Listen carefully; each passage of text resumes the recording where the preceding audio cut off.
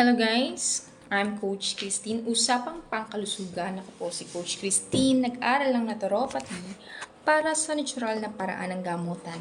Paano gagaling sa natural na kaparaanan? And guys, medyo malabo lang yung camera natin. Kaya punasan natin.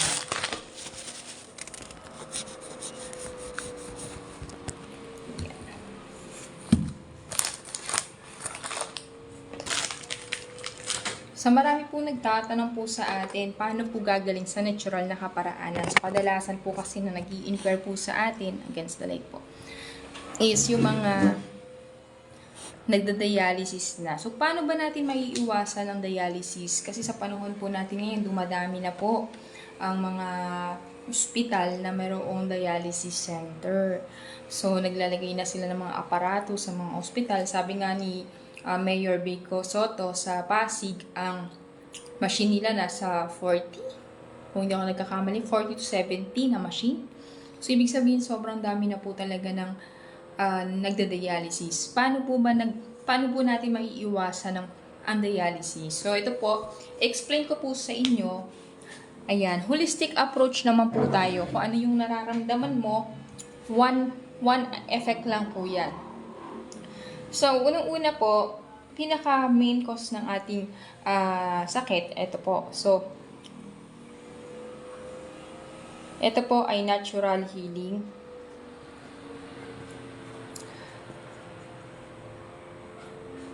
So, bago po natin explain yan, paano po ba nagbunga? Saan po ba nanggaling? Ayan. So, ito po yung tinatawag na pharmaceutical. Pag sinabing pharmaceutical, yan po ay chemical-based medicine. Chemical function. Okay? O ito yung gamot na nabibili sa butika. Okay? O tinatawag na maintenance. Bakit po ba nagkakaroon ng maintenance? Yan, unang-una, pag po ikaw ay nagpa-doktor o nagpa-ospital at nakita na ikaw ay may mataas na pressure na dugo, high blood, so ang mangyayari, meron po yung mga bara-bara na. May mga bara-bara na po sa paligid ng ating ugat. Okay? So pag dumaan yung dugo, nahihirapan na siyang dumaan sa puso, dumaan sa brain.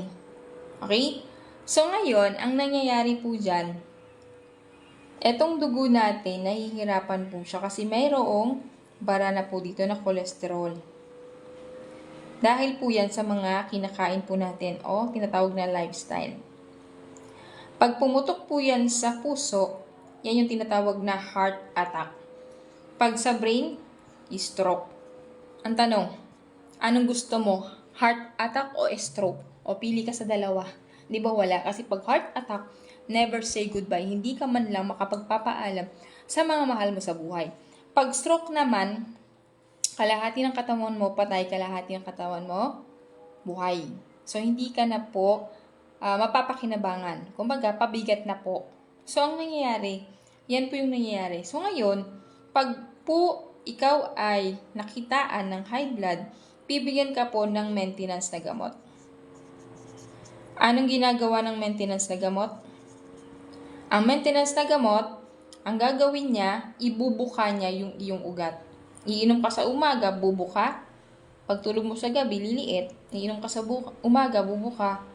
Liliit, bubuka, liliit, bubuka, liliit, bubuka, liliit, bubuka.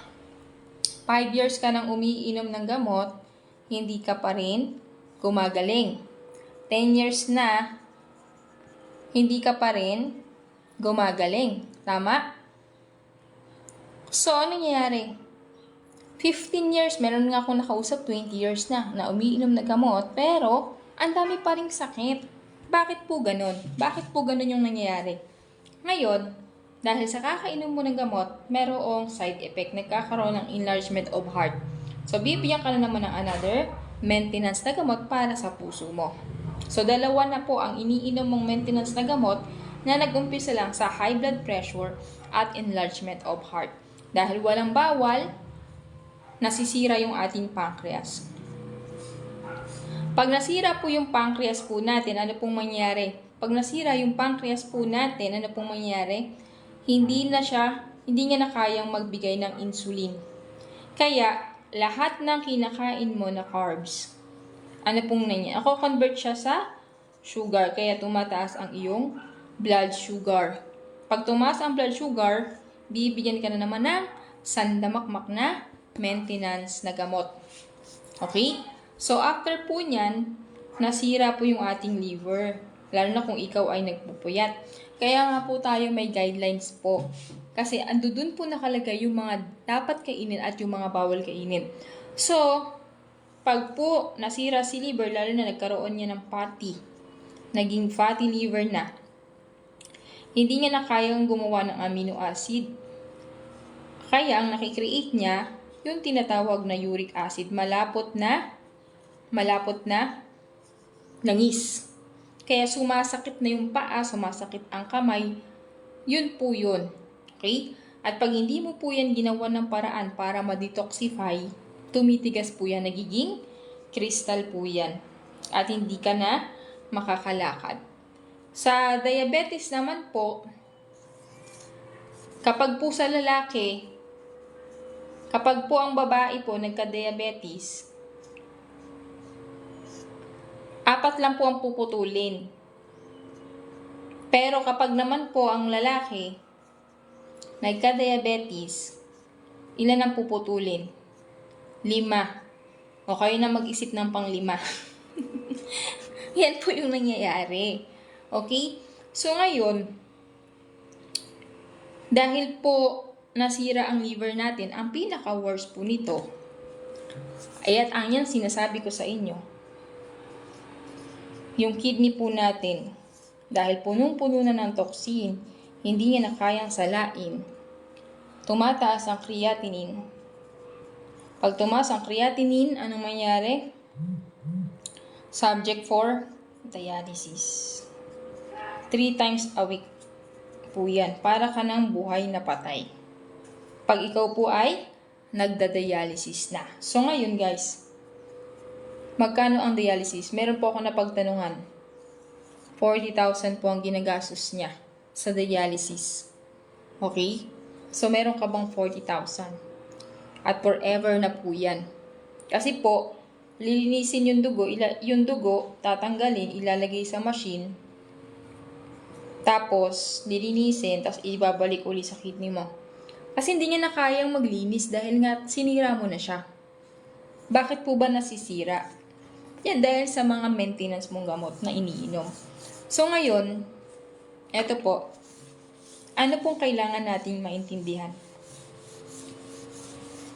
Kailangan lang naman po nating maglinis ng colon. Ito yung tinatawag na detox. Ito po yung colon natin. Simula pagkabata, hindi ka naman naglinis ng colon. May mga pecar rubber po dyan na tumitigas dahil hindi mo nalalabas. At kapag po yan tumigas sa paligid, hindi na po na-absorb niyan yung mga nutrients na pinapasok mo sa katawan mo. Kung may pinapasok ka nutrients, paano kung puro fast food, puro preservative, dilata, puro mga mamantikang pagkain kinakain mo, puro mga kolesterol? Ayan po. Hindi niya na-absorb yung mga nutrients na pinapasok natin sa ating katawan. No? Tapos, hindi ka pa nagpapasok ng nutrients dahil puro preservative ang kinakain mo. Diba? Puro mga fast food, dilata, instant. Kaya ang nangyayari, dumadami yung mga bakterya sa ating colon. Pag dumami ang bakterya, bababa ang immune system. Pag mababa ang immune system, papasukin ka ng sakit. Dito nag-uumpisa. Based sa Amerika, 100% ng marumi ang colon, merong cancer. Binabahayan siya ng mga bad cells. So, anong kailangan natin gawin? Mag-detox, linisin ang colon, at gawing alkaline ang ating katawan. Ano yung alkaline? Fruits and vegetable po yan. Okay? fruits and vegetable para maging alkaline ang ating katawan. Pero sa panahon natin ngayon, ang fruits and vegetable, nilalagyan na rin ng chemical. Di ba? Nilalagyan nila ng formalin para laging mukhang sariwa. Chemical pa rin po yan. Kaya gawin po nating alkaline kasi po, sa panahon natin ngayon, 80% na ng acidic pinapasok mo sa katawan mo at 20% po ng alkaline. Kaya marami pong nagkakaroon ng sakit na cancer o tinatawag na bukol. Pero marami po tayong natulungan na nag-detox lang. Meron po tayong tinatawag na 30 days detox program or 90 days.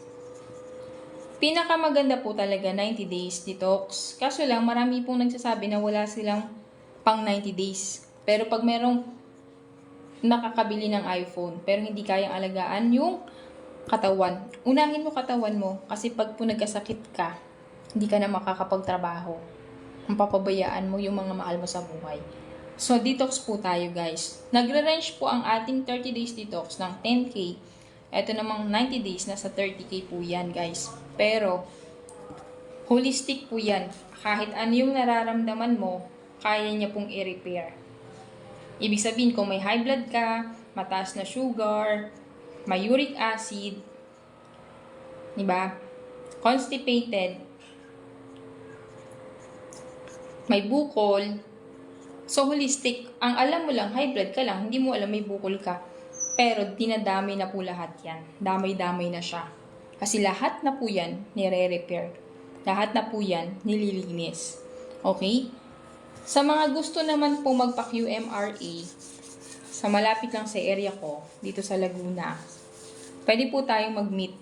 For example, sa Robinson, San Pedro, pwede po tayong mag-meet. Ang ating QMRA po, ito po yung apparatus na hahawakan mo lang ng 1 minuto, makikita agad yung health status mo. Okay, 1 minuto mo lang hahawakan, makikita ang health status mo. Naka-promo po tayo instead na 1K, 500 na lang po siya. Okay? 500 po per head. Pwede po kayo magpa-schedule, mas maganda kung kasama nyo rin yung mga kamag-anak nyo. Diba? Ngayon po, so ito po, nakikita yung health status from head to foot ko. May cholesterol na, may problema na sa colon, may problema sa liver, para mabilis nating ma-address kung ano yung mga dapat kainin, ano yung mga dapat na combination ng mga supplement. Kasi po, meron po tayong guidelines kapag po kayo nag-abil ng ating pang-detox. Yung guidelines po, dyan po nakapaloob yung mga dapat kainin at bawal. Katulad kung may bukol ka, anong mga bawal? Para kusang matunaw ang bukol. Kusang natutunaw po yan pag sinunod mo yung guidelines. Okay? Yan po yun. So, ngayon guys, ayan, pwede po kayong magpa-schedule, no cancellation po kasi marami pong nagpa-schedule sa atin. Pag nagpa-schedule ka po, dapat po, yung schedule na ibinigay mo, hindi mo na siya pwedeng i-cancel. Ito po yung aking cellphone number. Pwede po kayong mag-text kasi mababasa ko ang text. Ang tawag kasi minsan di ko nasasagot sa sobrang busy. Ayan po yung ating, yung QMR, ipakita ko po sa inyo.